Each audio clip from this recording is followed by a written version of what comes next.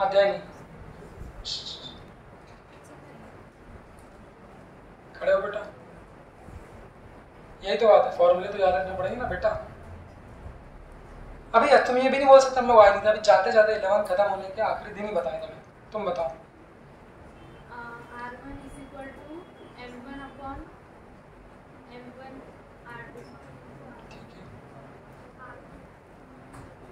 हाँ तुम बताओ। बड़े वाले का जो रहेगा वन टोटल। ठीक है, बिल्कुल सही है। वैभवी?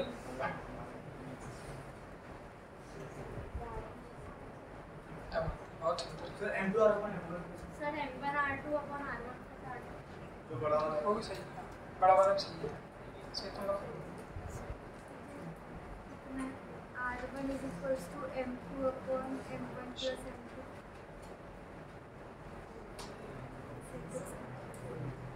तुम बताओ।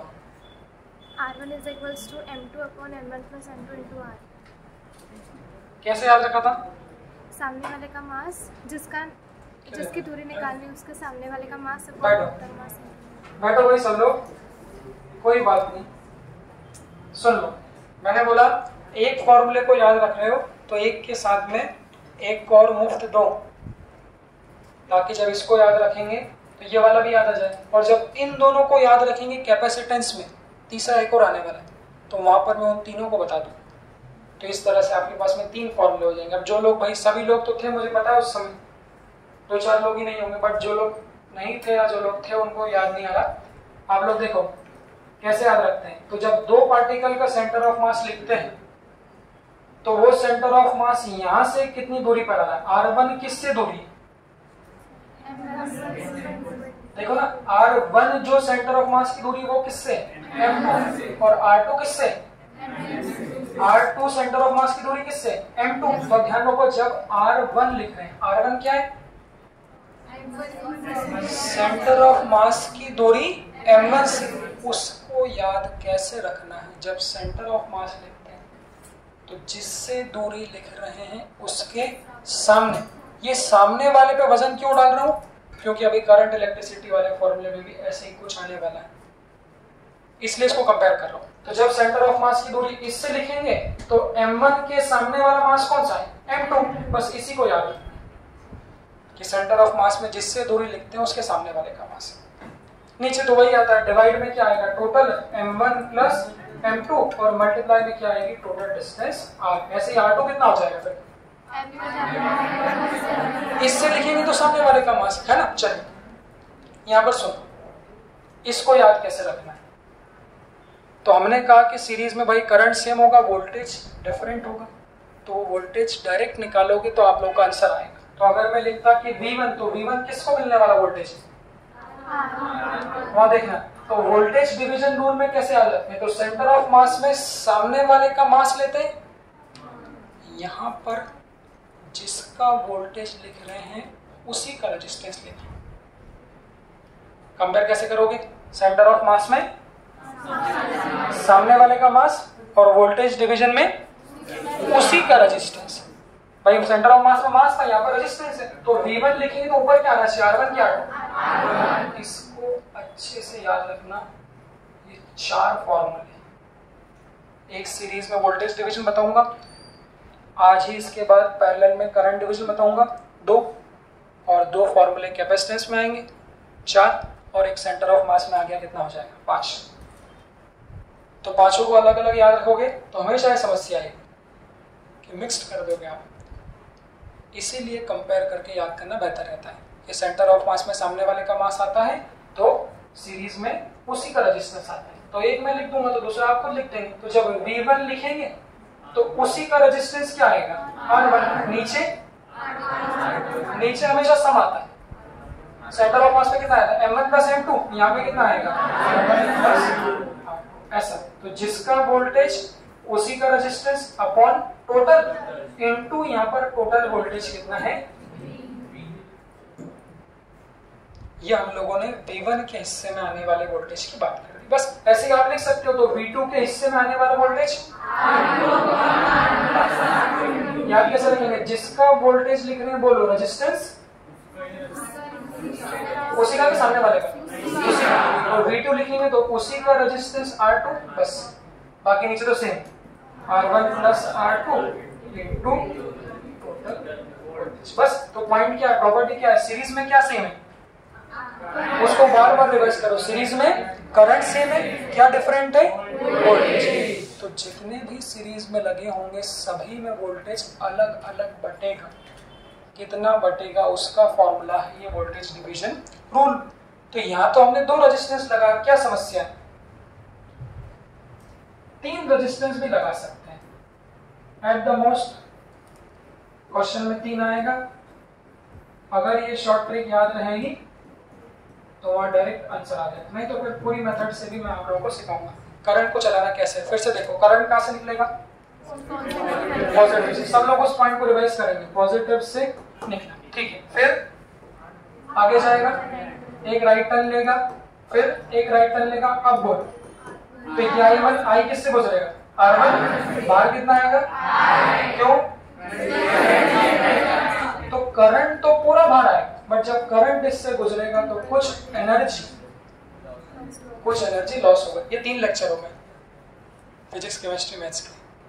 घर से पूरी एनर्जी लेके निकले थे, पहला लेक्चर अटेंड किया फिजिक्स का, वहां पर कुछ एनर्जी क्या हो गई, लॉस हो गई, पर पूरे के पूरे बचे।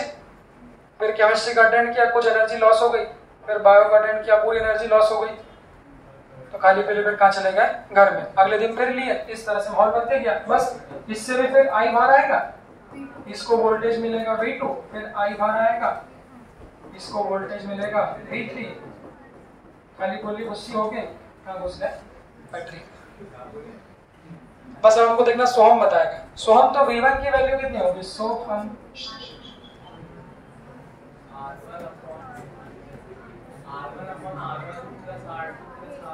सेम मेथड इनटू टोटल दूरी, टोटल डिस्टेंस।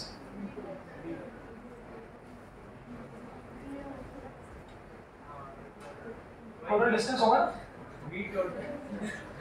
अब मजाक कर रहे हैं, नहीं बोला हाँ। तो V1 किसको मिलने वाला वोल्टेज है, R1 को। बस पॉइंट क्या है, जिसका वोल्टेज दिख रहा है उसी का रेजिस्टेंस V1, तो R1 upon total plus R2 plus R3 into total. ये भी इज दैट, बाकी लिखने की जरूरत नहीं है। V2 भी आप लोग लिख सकते हो और V3 भी आप लोग लिख सकते हो। जब क्वेश्चन करूंगा तो वहाँ कुछ नहीं है, सिर्फ वैल्यूज रखनी है। यही मेन बात है कि करंट सर्किट में चलाना है, करंट कभी रेजिस्टेंस में ड्रॉप नहीं होता, बट वोल्टेज वहाँ पर ड्रॉप होता है। कितना वोल्टेज ड्रॉप होगा उसको हम लोग डायरेक्टली लिख सकते हैं। बस सीरीज के बाद सेकंड कनेक्शन हम लोगों का आता है पैरेलल। पैरेलल भी एक बहुत लंबी चौड़ी बातें हैं, उसके लिए भी कुछ पॉइंट मेथड, नोड मेथड से वो हम लोग कल करें। पैरेलल में फॉर्मूले कौन कौन से बनते हैं, पहले वो फॉर्मूले लिखो। देखो इसमें तो कोई दिक्कत नहीं किसी को, इसमें तो कोई दिक्कत है ना, ये दोनों काय में है पैरेलल। मैंने क्या बोला, कोई भी सर्किट में करंट फ्लो कब होगा, जब उसको आप किससे जोड़ दोगे, बैटरी से। अब यहाँ करंट को चलाते हैं, ऊपर देखो, लिखो मत। अब यहाँ पे करंट को चलाते हैं और देखते हैं कि यहाँ करंट सेम रहेगा या फिर नहीं रहेगा। हाँ यहाँ देखो, जैसे कि मैंने कहा करंट को हम लोग पॉजिटिव से निकाल देते। ये देखो, तो ये करंट फुल चार्ज होके पॉजिटिव से निकल गया। अब इसको देखना सर्किट में कहाँ कहाँ जाएगा। तो हमने बोला यहाँ से निकला, फिर किधर जाएगा, इधर जाएगा, एक राइट टर्न लेगा, फिर किधर जाएगा, ऊपर ये आई, फिर एक राइट टर्न लेगा, कहाँ जाएगा, यहाँ। इस पॉइंट के बाद क्या होगा, लगभग पावर हीट तक मैं यही चलाऊंगा, यही तरीका। पिछले वाले में क्यों डिवाइड नहीं हुआ था, रास्ता था कि डिवाइड होने कि जो यहाँ से निकला उसके पास कोई ऑप्शन ही नहीं है, एक ही रास्ता था। इसमें घुसा बाहर निकला, घुसा बाहर निकला, घुसा बाहर, ये पूरा एक सीधा रास्ता। इसीलिए हमने कहा कि तीनों में सेम हो। बट यहाँ पर अब रास्ता मिल गया, रास्ता मिल गया, यहाँ पे रास्ता मिल गया, तो रास्ता मिल जाएगा मतलब क्या, यहाँ अब देखो कितने, हमेशा ध्यान रखें, जितने रास्ते होंगे उतने रास्तों में करंट बढ़ जाएगा। जितने भी रास्ते होंगे। यहाँ जाके कितने रास्ते मिले? देखो तो यहाँ से यहाँ तक कोई रास्ता, मोड़ मोड़ मोड़, बट यहाँ जाके दो रास्ता। एक रास्ता किससे निकलता है? तो एक रास्ता R1 से होके निकलेगा और एक रास्ता R2 से। तो यहाँ से ये बढ़ गया I1 और यहाँ से ये बढ़ गया I2। अब देखो I1 किससे गुजरेगा?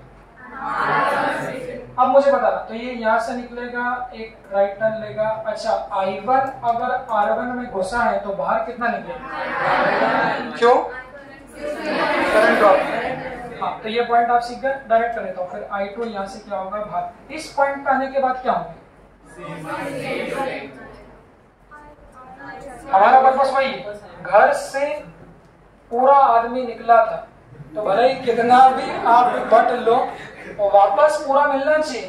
तो यहाँ से बढ़ गया, दो हाथ ऊपर निकल गए, दो पैर नीचे निकल गए, बट आगे होके क्या हो रहा है? ये देखो, ये आगे होके यहाँ से गया, यहाँ गया, यहाँ गया, और फिर यहाँ जाके दोनों के दोनों क्या होगा? आपके बिल्कुल। तो यहाँ वापस कितना हो जाएगा? तो डिवीजन संभव है, डिवीजन संभव है। 3 लेक्चर में से आपने 8 कर लिया, 1 गायब कर दिया, जो भी प्लस माइनस करा, बट फाइनली फिर आप लोग पूरे चले। तो सर्किट में बहुत सारी जगह डिवाइड करें, हम लोग सीरीज भी लेंगे, पैरेलल लेंगे, आगे व्हीटस्टोन लेंगे, बट फंडामेंटल वही कि रास्ता मिलते जा रहा है, डिवाइड करते चलो। डिवाइड करके दोनों एक हो गए, एक होके देखो फिर यहाँ से आई, धक्का मारा, गुस्सी हो गया और वापस कहाँ घुस गया? बैठ गया। फिर यहाँ से वोल्टेज लेगा, चलते रहेगा, इस तरह से पूरी प्रोसेस चलती रहेगी। अब यहाँ पे प्रॉपर्टी क्या है? सवाल मेरा, जो मैंने कहा था सीरीज में तो हम लोगों का करंट सेम होता है, यहाँ पैरेलल में जो हम रटते हैं। अब इसको समझने की बारी भी आती है, क्या यहाँ करंट सेम है? देखो सब लोग, क्यों करंट सेम नहीं है?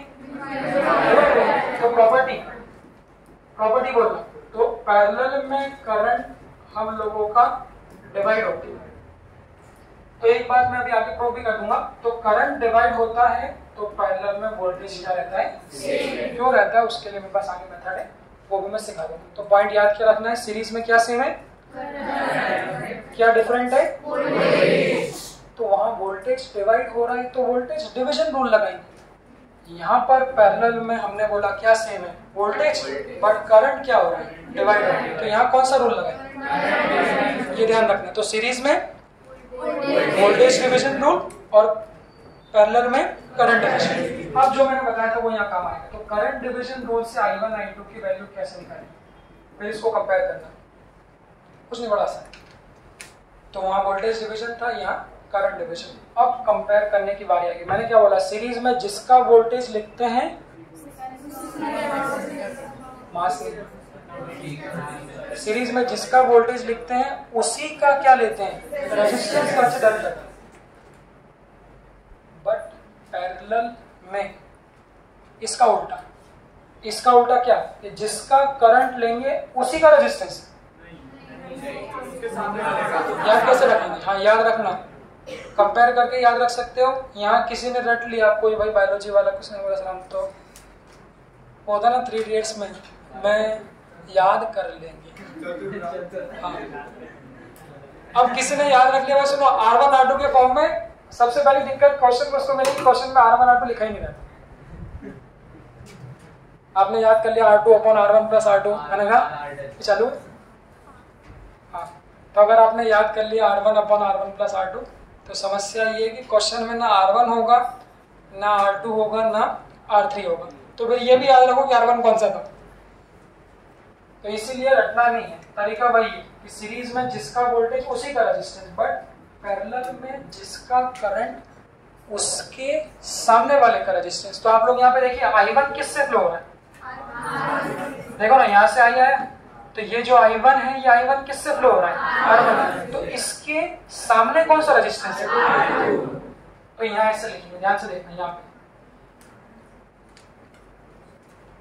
तो जब करंट डिवीजन में करंट लिखते हैं तो I1 लिखेंगे तो उसके सामने रेजिस्टेंस वो कितना लिख देंगे, बस नीचे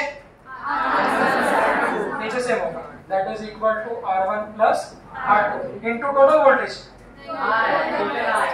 वो भी सीक्वेंस समझना। हाँ, वहाँ करंट वोल्टेज लिख रहे थे टोटल था, यहाँ पर इनटू टोटल, दैट्स इट।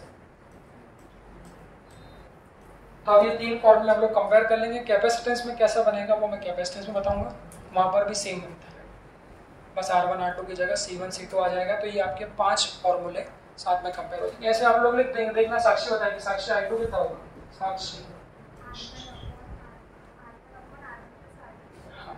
बस। तो ये I2 किससे फ्लो हो रहा है, R2 से बैठो, तो इसके सामने कौन सा है R1, तो R1 upon R1 plus R2 बस। तो सम अप करने के लिए क्या, सम अप करने के लिए क्या कि सेंटर ऑफ मास में क्या लेते हैं, सम अप कैसे करें, सेंटर ऑफ मास में उसी का सामने वाले का मास लेते हैं, करंट डिवीजन में सामने वाले का रेजिस्टेंस लेते हैं, बट वोल्टेज डिवीजन में 3 हो गए और 2 कैपेसिटर बताऊंगा तो 5 हो जाएंगे। इस तरह से आप लोग इनको याद रखें। अब आपके मन में सवाल आ गया सर बनाते कैसे, अभी आगे सर्किट सॉल्व करेंगे तो आप लोग बना भी सकते हैं। हाँ वही जो आगे करेंगे V = IR से बन जाएगा, बट समय बचाने के लिए डायरेक्ट मेथड आना चाहिए। हाँ बोलो। हाँ ये बात सही है।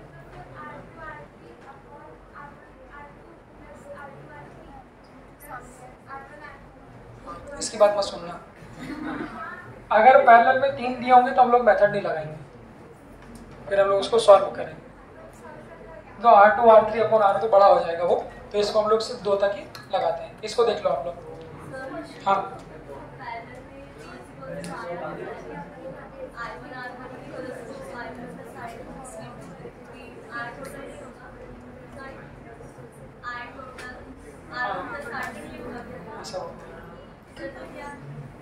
क्या बोला तुमने,